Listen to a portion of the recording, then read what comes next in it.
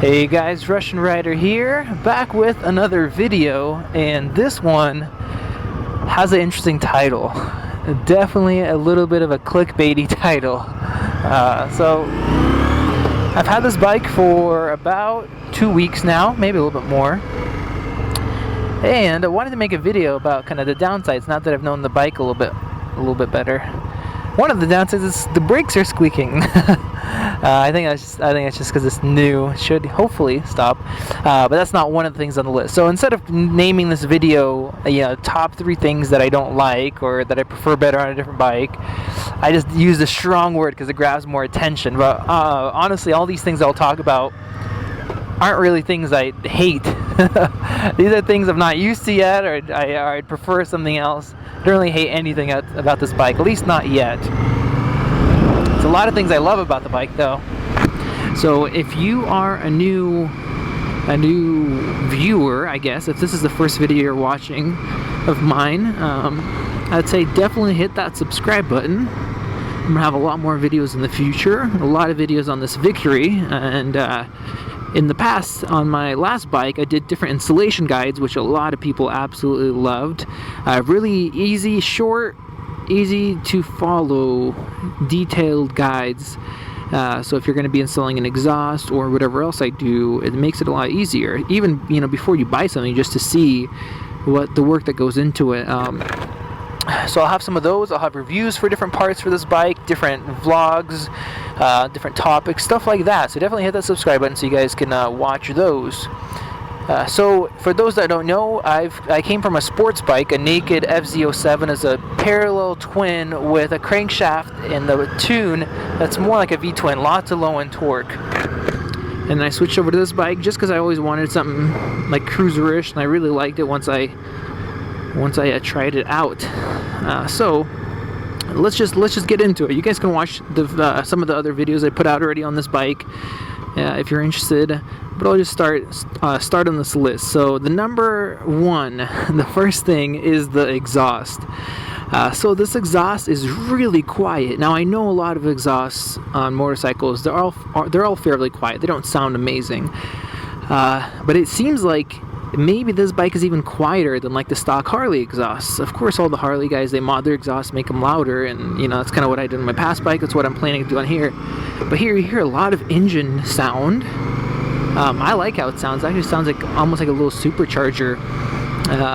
And you don't hear very much exhaust at all. So that's definitely the first thing I'm gonna have to mod. I want that nice sound back that I had on my FZ07. So I know they have to do emissions, they have to have a catalytic converter in there and all that stuff, and I know they're trying to make it even stricter, more strict.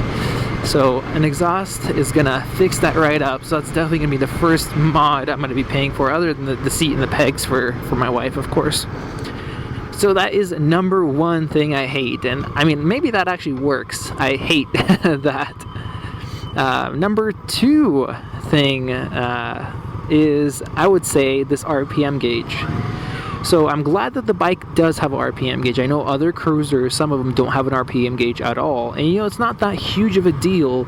Once you actually get used to the bike, you get used to the sound, the feeling of it, you can take it up to redline, and this bike is meant to be taken up to redline. It has peak horsepower of 104, right up at the red line, but you could take it up there without even looking at your gauge. It's just based off of sound. Now, that's something that I did with my FZ07. Just judging based off of the sound, I would just take it right up, and I'd know exactly where red line is, and I would shift. Of course, I'm not used to this bike yet, and I'm glad that it has this little digital RPM, but when you're really getting on it, it kind of lags behind because it's digital. It's not horrible, but if you're trying to take it right up to red line, it makes it difficult. When you're looking down, first you have to see the little, if there's glare, it's hard to see it, and then it lags behind. So that's one of the things. Now, I do want to say they actually have an aftermarket gauge at tachometer, and it actually moves the speedometer over a little bit, and it's smaller for RPM, so that thing's $200. I'm still not sure if I'm gonna drop the money on that. It would be really cool to have that there. It actually looks a little bit cooler. It makes it look a little bit different than most cruisers, and having one, instead of having one gauge up there, having 2. So that would solve the problem. So that's one thing that I wish was better on this bike.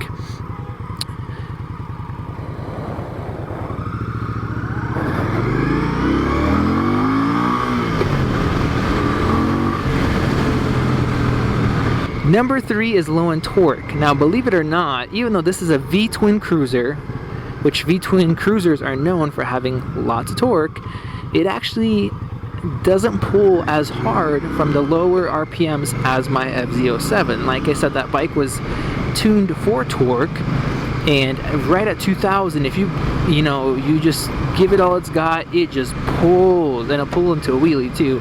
Now that does also have something to do with how light the bike was, but still, it was really fun to just get on it and not have to get that fast and feel that pull. This bike, I mean, it has plenty of power to ride around. Like, there's no issue with power. But I do notice that it doesn't pull as hard at the lower RPMs. It's tuned for horsepower, not for torque. And so you do need to rev it up a little higher. So once you get to about the 5,000 mark, and if you just gun it from at 5,000, then you really feel the pull. So yeah, right there. So right about 5,000, I really feel the pull. Before that, you feel it, but not as much. So obviously, I knew getting into this bike that the motor's tuned this way, and it's definitely fun, more than enough power. But who knows? Maybe with a little bit of mods, I'll get a little bit more of that low on power back.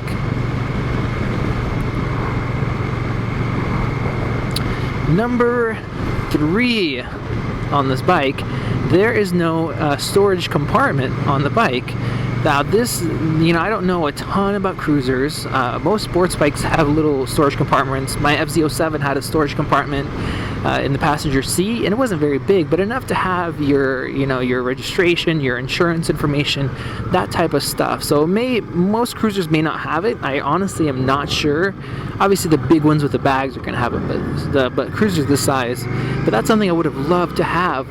Right now I have all my info in my wallet. It's just making my wallet fatter, and it's fat enough already with receipts and everything else for my business.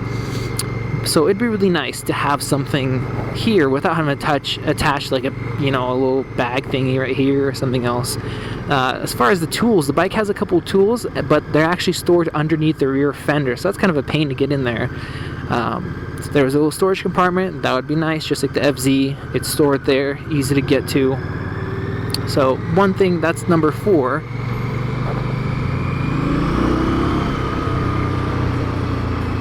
Number 5 on my list is there is no steering wheel lock on this bike, and I don't think, at least I know my dad's Victory, the gunner that my brother and I got for him, doesn't have one as well. Now, this is another thing where I'm not sure if this is just a cruiser thing. My FZ07 had one built in, and I'm pretty sure almost all the sports bikes, come with it. So I'm gonna kind of leave it up to you guys.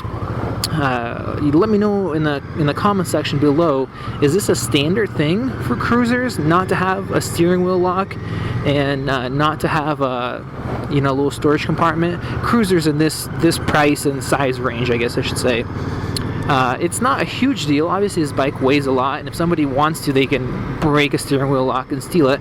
But even just for like the sake of like my kids not to walk up and not to be able to turn the steering wheel and risk the bike falling over or whatever else, I feel when it's on the kickstand, the steering wheel is turned to the side, the lock's on, it's kind of more stable that way. So I wish I had that, and I thought that they offered aftermarket steering wheel locks, not aftermarket, but like as an accessory from the dealership, but we looked into it and they actually do not have those. So that's my number 5 on the list. Alright guys, thank you for watching this video. Obviously the title is a little bit exaggerated. It's not really things I hate, more like things I don't love, I don't prefer, or kind of things that I'm not sure about, or I have to get used to. But thank you for watching. Please don't kill me in the comments saying, this is not a valid thing or whatever. Of course, experiences are different for different people. I'd love your opinions on these things though in the comment section below. And hit that subscribe button if you want to see more videos on the Octane. and I will definitely be putting those out, and I can't wait to talk to you guys in the comments section. I know some of you guys already picked up one of these bikes, so it'd be good to talk and hear from others that own one of these beautiful, fast, nimble machines, great valued machines such as the Victory Octane. So this is it for now, and I will see you guys in the next video.